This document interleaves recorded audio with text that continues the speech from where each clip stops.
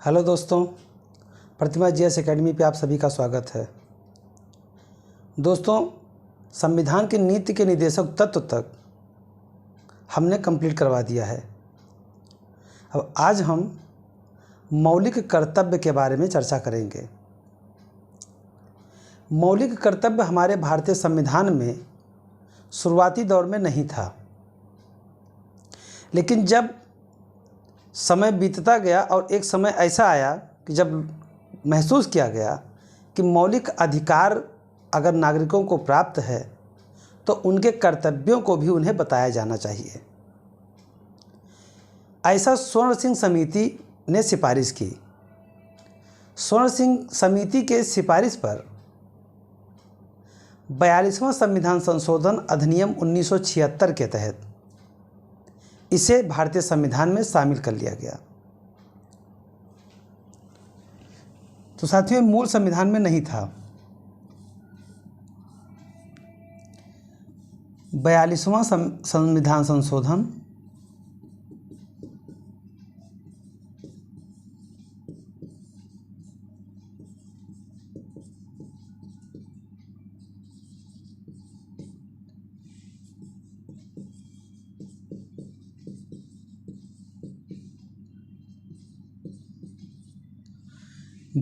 संविधान संशोधन अधिनियम 1976 के तहत सरदार स्वर्ण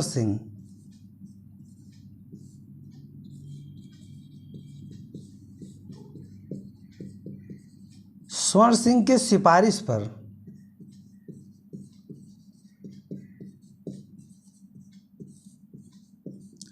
इसे संविधान में शामिल किया गया।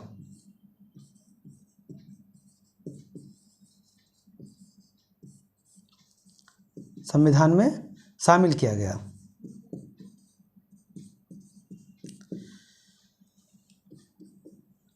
अगला पॉइंट है कि ये लिया किस देश से गया है, तो यह रूस के संविधान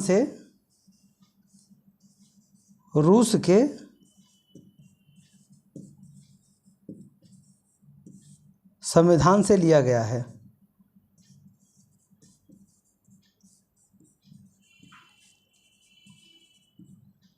रूस के संविधान से लिया गया है। मौलिक कर्तव्य शुरू में 10 थे, अब 11 हैं। 11 कब से हैं? तो 86वां संविधान संशोधन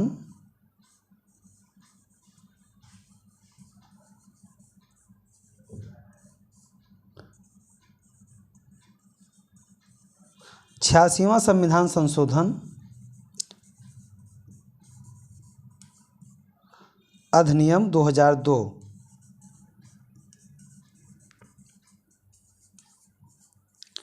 2002 में शिक्षा के कर्तव्यों को जोड़ा गया। तो साथियों, ये पहला प्रश्न ये हुआ कि कब जोड़ा गया, तो 1976 अधिनियम के तहत 42वां संविधान संशोधन के तहत जोड़ा गया। किस समिति के सिफारिश पे जोड़ा गया, तो ये स्वर्ण सिंह की समिति के सिफारिश पे जोड़ा गया। दूसरा क्वेश्चन। तीसरा क्वेश्चन, कहाँ से लिया गया, तो रूस के संविधान से प्रेरित है। और चौथा क्वेश्चन कि मूल संविधान में कितने थे, तो 10 मौलिक कर्तव्य थे और अब 11 हैं। तो 11वां कब जोड़ा गया, ये चौथा क्वेश्चन हुआ। और ये 5वां क्वेश्चन हुआ कि 11वां कब जोड़ा गया, तो 86वां संविधान संशोधन अधिनियम 2002 के तहत शिक्षा के कर्तव्य को जोड़ा गया। तो साथियों, ये बेसिक महत्वपूर्ण क्वेश्चन है। अब मौलिक कर्तव्य है कहाँ पे, तो मौलिक कर्तव्य भाग 4 के क में अनुच्छेद 51 के क में जोड़ा गया। तो ये किसका भाग है? भाग 4 ये DPSP का है, directive principle of state policy, यानी नीति निर्देशक तत्व में।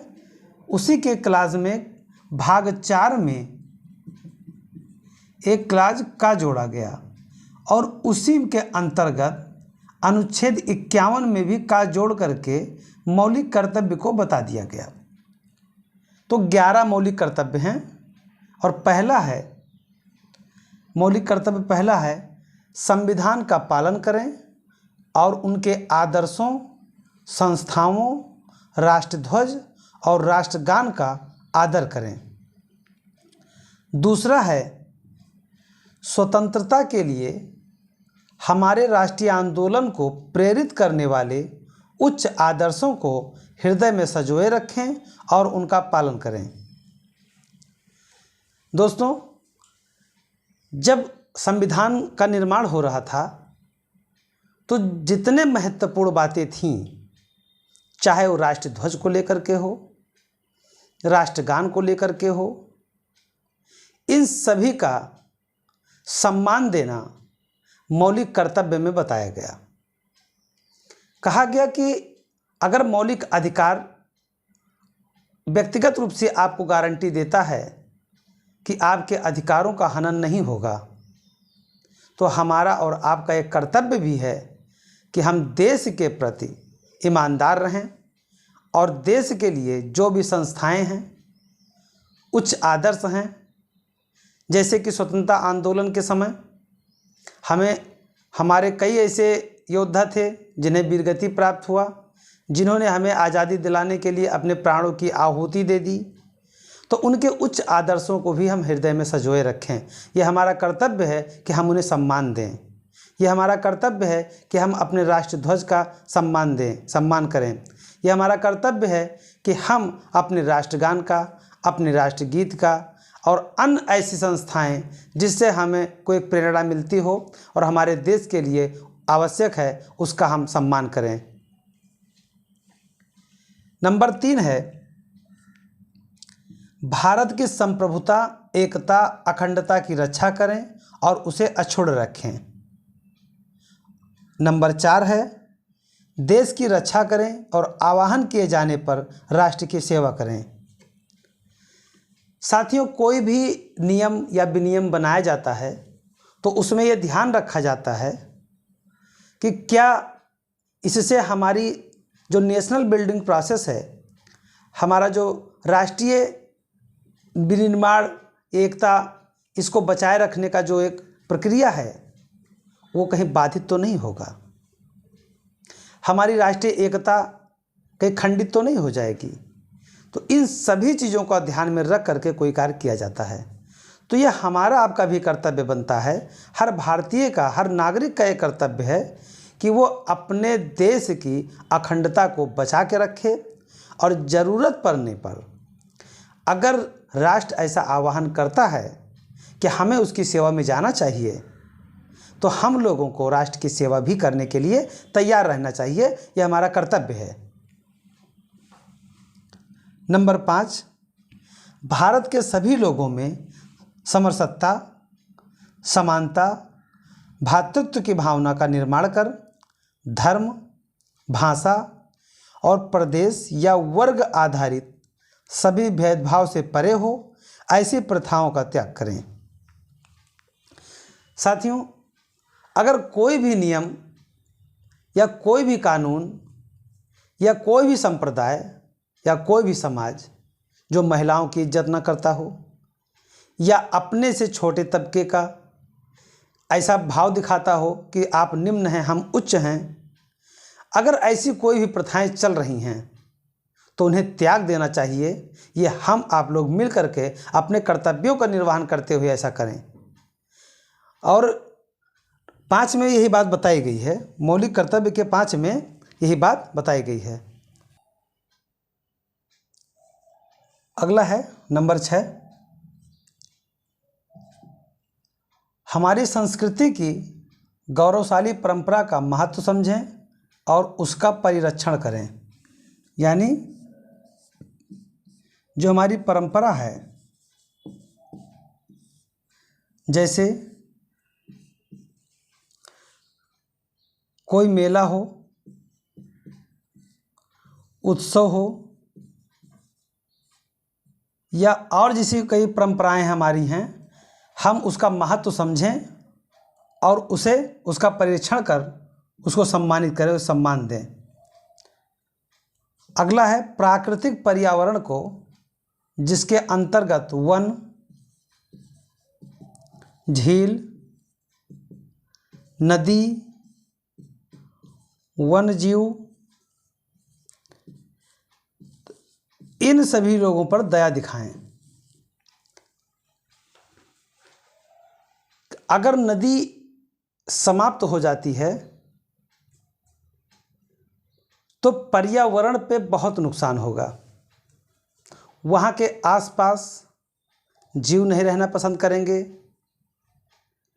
भूमि बंजर हो जाएगी और कई ऐसे जीव जो एक पारिस्थितिक तंत्र के लिए आवश्यक हैं वो नहीं रह जाएंगे। इसलिए ऐसे जीवों पर दया भाव रखनी चाहिए जो अपना स्वयं किसी भी आवश्यकता पर सक्षम नहीं हैं अपने आप को बचाने में, तो उनके प्रति दया भाव रखना चाहिए। जैसे पेड़ है, पेड़ को नहीं काटना चाहिए। पेड़ अगर आप काट रहे हैं तो उसको ज़्यादा से ज़्यादा लगाने की कोशिश करनी चाहिए। तो ये सब पर्यावरण के हित में हमारे कर्तव्य हैं। अगला है वैज्ञानिक दृष्टिकोण, मानववाद, ज्ञानार्जन तथा सुरक्षा की भावना का विकास करें। जैसे वैज्ञानिक पद्धति,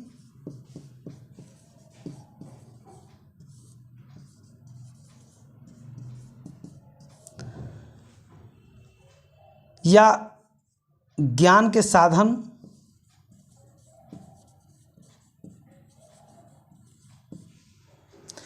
इन सब पर भी कार्य करना चाहिए। महात्मा गांधी जी ने एक बात कही थी कि अपने घर की सभी खिड़कियां खोल के रखनी चाहिए। कहाँ से अच्छी हवा आ जाए ये कोई नहीं जानता। इसका मतलब ये है कि अपने विकास को अवरुद्ध नहीं करना चाहिए। कोई चीज़ सीखने के लिए अगर आपको एक स्थान सुनिश्चित होता है तो उस पर ज़रूर ध्यान देना चाहिए। लोक प्रशासन में एक ऑथर हैं वुड्रो विल्सन महोदय, अमेरिका के हैं। लोक प्रशासन पे उनकी एक अच्छी समझ है। उन्होंने भी एक शब्द कहा था कि अगर कोई भी व्यक्ति चाकू चलाना जानता है तो आपको चाकू चलाना सीख लेना चाहिए, ये समझे बगैर कि वो चाकू किस लिए चलाना जानता है। हमें उसके उद्देश्यों से कोई मतलब नहीं है। अगर वो अच्छा चाकू चलाना जानता है तो हमें इसलिए सीखना चाहिए कि हो सकता है वो किसी से कुछ चीज़ छीनने के लिए चलाना जानता हो, तो आप इसलिए सीख लीजिए कि आप किसी को बचा सकें। तो अच्छी प्रवृत्तियों को सीखना, एक वैज्ञानिक पद्धति को सीखना, एक ज्ञानार्जन की स्थिति को परीक्षण करना, सीखना, समझना, उसके लिए व्यवस्था करना, ये हमारा कर्तव्य है, हमारा मौलिक कर्तव्य है जो हमारे संविधान के अंतर्गत बताया भी गया है। अगला है सार्वजनिक संपत्ति को सुरक्षित रखें और हिंसा से दूर रहें। साथियों, सार्वजनिक संपत्ति मतलब सरकारी संपत्ति, मतलब हमारी और आपकी संपत्ति। अब इसका ये मतलब मत निकालिएगा कि ट्रेन में लिखा होता है कि ट्रेन आपकी संपत्ति है तो कुछ भी उठा लाइए। उठाने की ज़रूरत नहीं है, उसमें उसको ध्यान में रखने की ज़रूरत है कि उसका कोई नुकसान ना होने पाए। यानी सार्वजनिक संपत्ति मतलब हमारा आपका जो संपत्ति है, जो सामूहिक संपत्ति है, वो कहीं खराब ना होने पाए, बर्बाद ना होने पाए, कोई छीनने ना पाए, तो उसकी रक्षा करना, सुरक्षा करना हमारी आपकी जिम्मेदारी है। अगला है 10 नंबर, व्यक्तिगत और सामूहिक गतिविधियों के सभी क्षेत्रों में उत्कर्ष की ओर बढ़ने का सतत प्रयास करें, जिससे राष्ट्र निरंतर बढ़ते हुए प्रगति और उपलब्धियों की नई ऊंचाइयों को छू ले। मतलब जो सस्टेनेबल डेवलपमेंट है, सतत विकास की जो बात है और जो धारणीय विकास की बात है,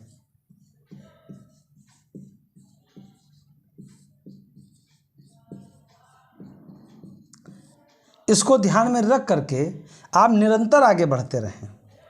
तो सतत धारणीय विकास का मतलब ये है कि मान लीजिए वर्तमान में मेरे पास 100 यूनिट संसाधन है और ये दोबारा नहीं बन सकता या बनने में बहुत समय लगेगा, तो हमारी जिम्मेदारी है कि अगर हमारा काम 5 यूनिट से चल जाता है तो मुझे इतना उपयोग करके ही आगे बढ़ना चाहिए।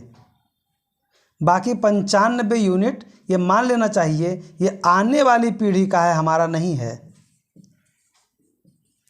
आने वाली पीढ़ी का है, हमारा नहीं है। और निरंतर प्रयास करना चाहिए। किसी भी काम को करने के लिए आपको निरंतर लगे रहना चाहिए, निरंतर प्रयास करते रहना चाहिए। इससे क्या होगा कि आप अगर एक एक कदम आगे बढ़ते जाएंगे तो आप आगे ही बढ़ते जाएंगे, और अगर स्थिर हो जाएंगे तो आप समाप्त हो जाएंगे। तो हमारा कर्तव्य है कि व्यक्तिगत यानी अपने लिए और सामूहिक या सामूहिक रूप से हम गतिविधियां या क्षेत्रों में उत्कर्ष की ओर आगे बढ़ने का सतत प्रयास करें, जिससे निरंतर राष्ट्र का निर्माण हो और हम एक नई ऊंचाई को छू सकें। 11वां कर्तव्य है, 11वां कर्तव्य मोस्ट इम्पॉर्टेंट कर्तव्य है। इम्पॉर्टेंट तो सभी हैं, लेकिन 11वां बहुत ही इम्पॉर्टेंट है। ये एक तो एग्ज़ाम के पर्पज़ से इम्पॉर्टेंट है और दूसरा मानववाद के रूप में भी इम्पॉर्टेंट है, और तीसरा आने वाली पीढ़ी के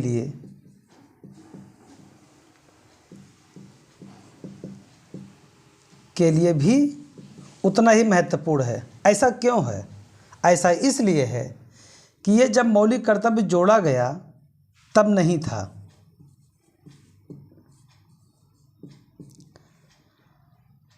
तब केवल 10 मौलिक कर्तव्य थे।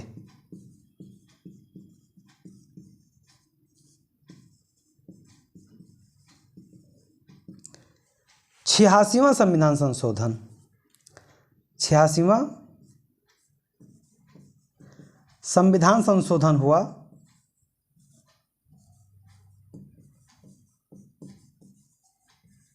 2002 में, और उसमें 11वां मौलिक कर्तव्य जोड़ा गया।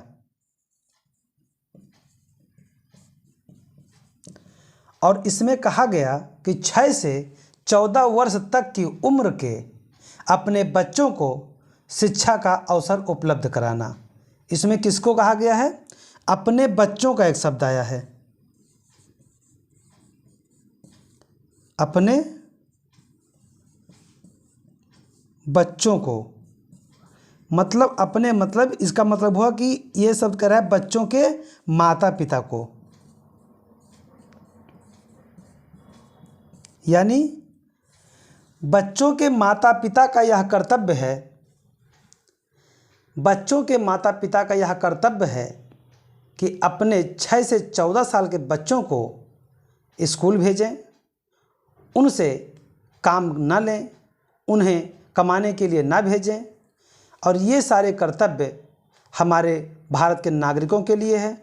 तो दोस्तों, ये जो 11 कर्तव्य हैं, उन 11 कर्तव्यों को हमें पालन करना चाहिए, और हमें अपने मौलिक अधिकारों को जितनी चिंता होनी चाहिए उतनी ही चिंता हमें मौलिक कर्तव्यों के भी होनी चाहिए।